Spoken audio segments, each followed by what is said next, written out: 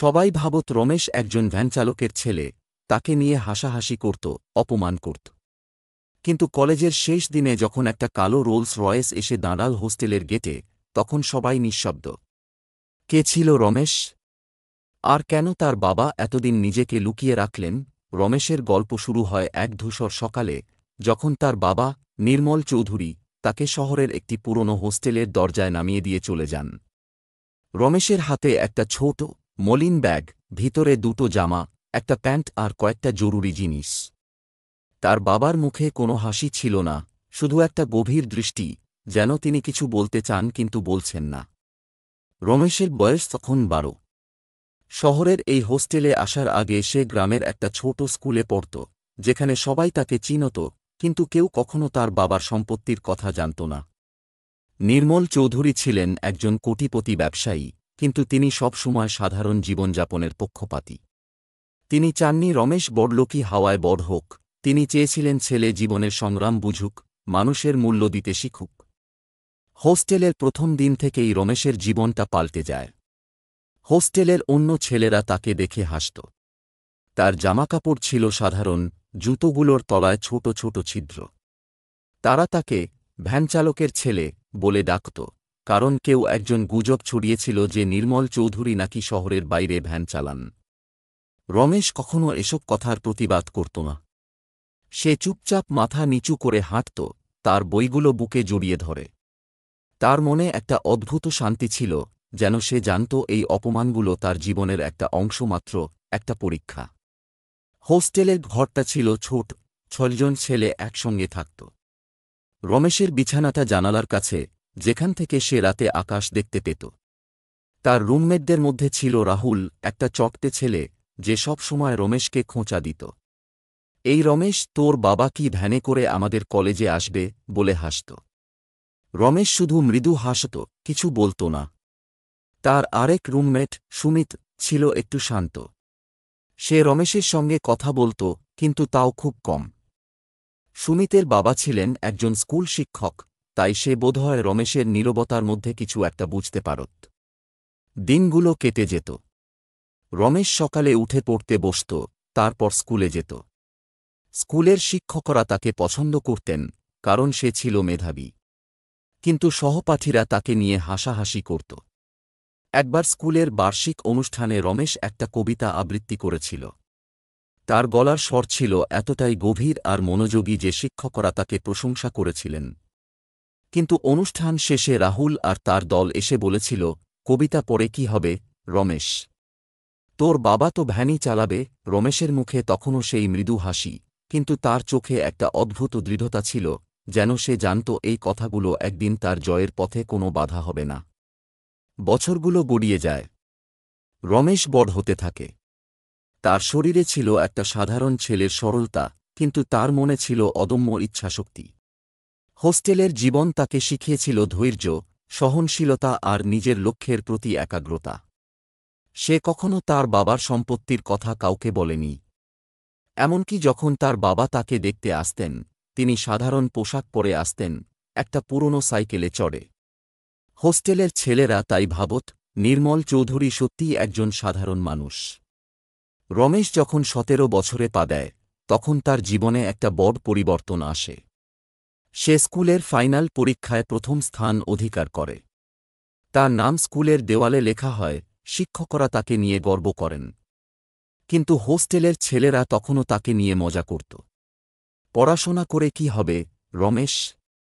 তুই তো ভ্যানচালকের ছেলেই থাকবি। রমেশ এই কথাগুলো শুনত, কিন্তু তার মনে একটা স্বপ্ন ছিল, সে কলেজে যাবে, নিজের পায়ে দাঁড়াবে, আর একদিন সবাইকে দেখাবে যে সে কি করতে পারে।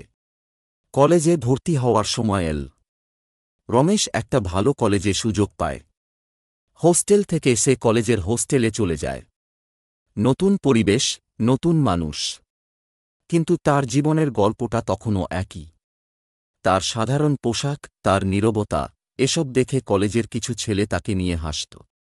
তবে এবার একটা পরিবর্তন হয়।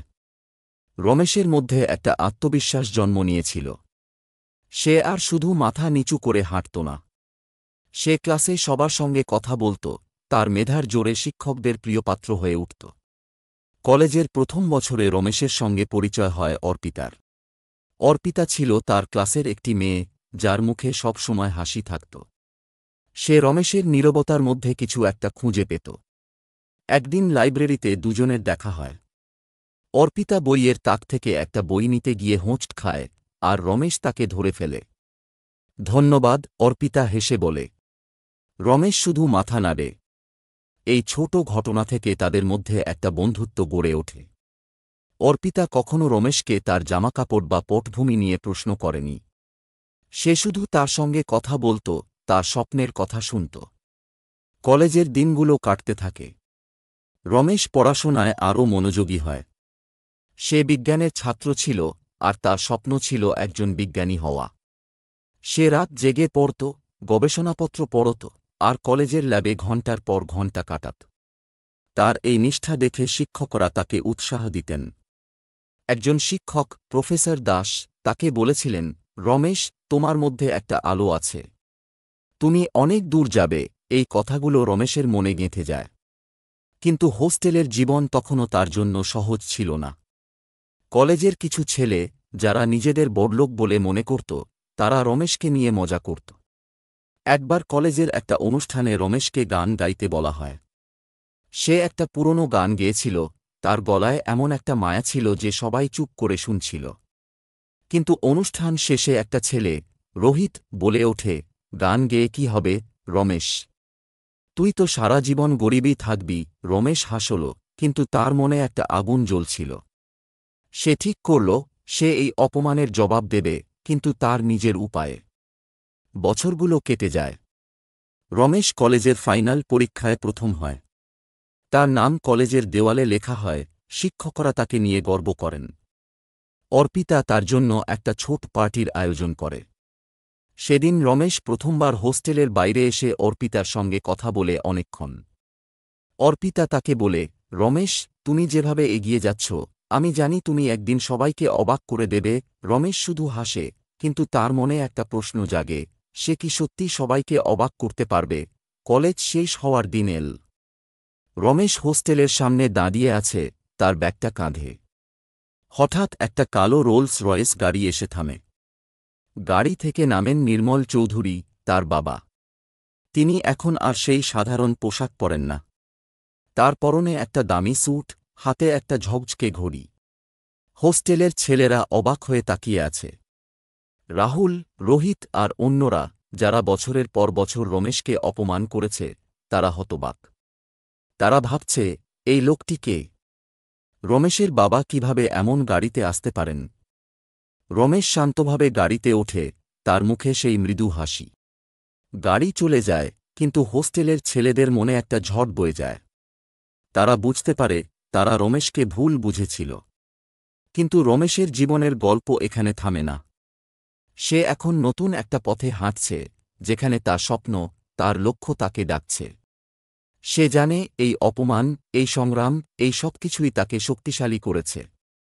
তার বাবার সম্পত্তি তার জন্য কখনো গুরুত্বপূর্ণ ছিল না। গুরুত্বপূর্ণ ছিল তার নিজের পরিচয়, তার নিজের